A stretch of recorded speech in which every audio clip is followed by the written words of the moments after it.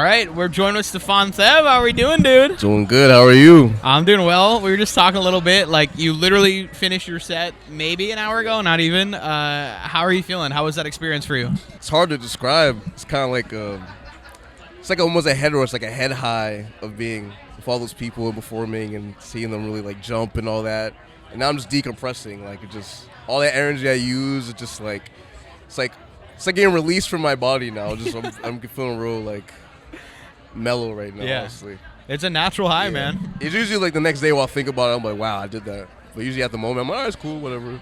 No, I mean, you pulled a crowd, dude. Like, I've been here all 3 days, and that was probably the biggest crowd I've seen for that time slot. So, congrats, dude. At first, when we were like setting up, I seen there was like a couple people, and I was like, oh shit, is it gonna, like, are people not gonna show up? And then while we were about to perform, like, I seen this whole sea. I was like, oh, okay, all right. Yeah. All right, they came. All right, cool. No, you had them singing along. I mean, I've seen you a few times live, and I obviously have never seen you on a stage like this. And I can honestly tell you, like, it looked like you've been doing stages that size for years. Like, it was really impressive. You killed it.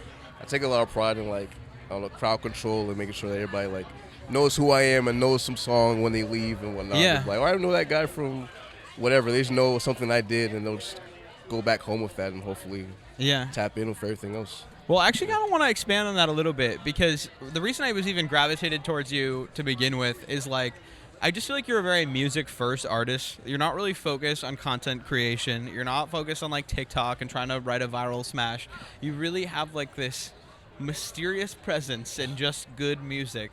So I'm curious, like, in an industry where you know TikTok is the way to blow up, like, how do you stay motivated while really just grinding, looking forward to your music and perfecting your craft?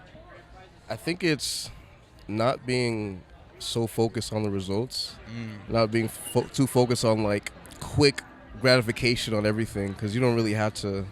If you know your stuff is dope, you know your stuff is sick, like, you don't have to, like, not think it's sick because, like, maybe not as many people tapped into the song as you want, or maybe it's not too TikTok or Instagram reel, whatever you want to call it, friendly to the folks. Once you see, like, other things going viral, like, it's not supposed to really move you because that's their art. It's not your art. If your art moves in a different way, if it's displayed in a different way, then you just gotta believe in that system that you have. Because it's easy to get caught up in, like, all the other things that's going on and, like, seeing people do this certain TikTok or dance or whatever you want to call it, and they just blow up. It's kind of like, for me, it's always music first. I love music so much, you know, and getting it to people the way that I would want it to be received to me. I don't know if that makes sense, but no, it does, and it shows, and I think, like, that's such a rarity now. So those are my favorite kinds of artists, and, like, thank you, thanks for doing that. No problem. But you're born and raised in Brockton, right? Yes, sir. I wasn't born there, but I was definitely raised in Brockton. A lot of my youth was there. You don't even live in Boston anymore. You traveled all the way from LA to be here. I know you recently moved to LA. Like, what have you been doing out there, and how has it been helping the Stefan Thev project? Jeez, LA, I just been working, doing a bunch of sessions with people, walking in with new producers and artists and writing and stuff. It's really fun, honestly. Like, seeing the different levels and different scenes in LA and, like, all the talented people out there. It's been really fun. But it is definitely, like, heartwarming to be back for this reason, to be back and see old friends and whatnot, just being in a tent and vibing and seeing good music and all that. So, I don't know. It's LA's a trip, though. LA's a trip for sure. It's the land of side quests. That's what I learned. It's just a side quest after another side quest. Is never ending. Yeah. But that side quest that you might take in LA might become a thing later that helps you in the long run. Like, you might go to a random gallery or something, and you might meet somebody that, you know, is really super tapped into what you want to get tapped into, and you know, it's just a fun experience. I'm going off on a tangent, but no, that's so true. It's literally like the smallest things that end up making, like, the most significant impact or, like, the most significant connection. And that's why, like, being in LA is helpful, because Boston's great and the scene's great here, but at the end of the day, like, there are much more people in LA that have much more connections and ties to music, and if that's the end goal, then that's a place to be. Yeah. Not to shit on Boston. No. Obviously, but, like, it's like, it's kind of like there's an industry there, and you want to expand and do those things just so, like, you come back to your base and, like, people know that, like, you have another base and they might support it more just because, like, they see you're actually making the effort and I mean, and how fucking baller is it to fly into your hometown music festival, pull up, be like, yeah, you remember me? How are you?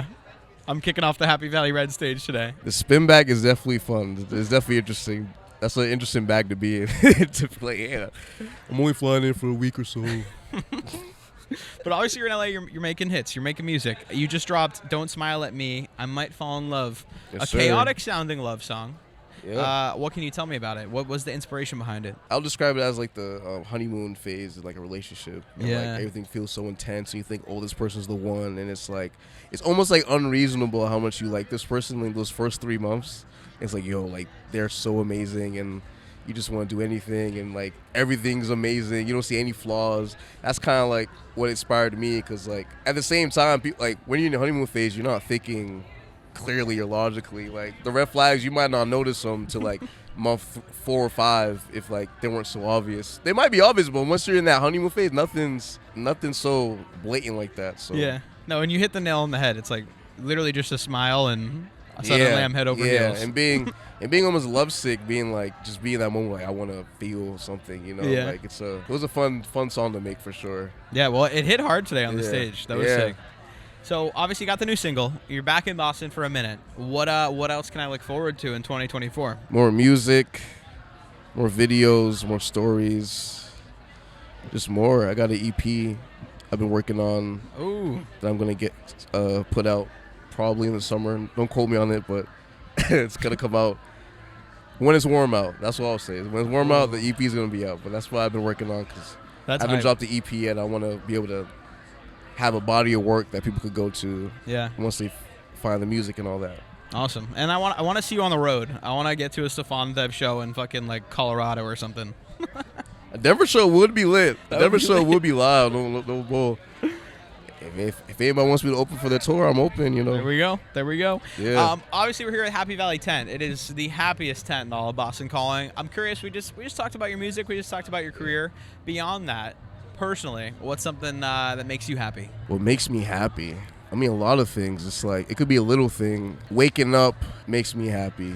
And like making a cool song makes me, even though that's cheesy as fuck, but making a cool song makes me happy. Or like driving, when you're driving around is like, you know, you hit a sweet spot and like there's no traffic. Like all the lights are green for some reason. Like it's like the little things like that make me happy. You know what I mean? That's like a wonderful mindset, hitting that man. first sip of tea in the morning or something like that. It'll make me happy. Like I made this tea right. Like there's a lot of reasons to be happy. Even though, you know, people, my music is very dark, but I'm generally a happy person. I like to find joy in a lot of things, you know. So that's awesome, and that's why you're able to create some good shit, man. You're leading with a place of gratitude and positivity, and hopefully I'm about to make you a little bit more happy because we got a gift for you.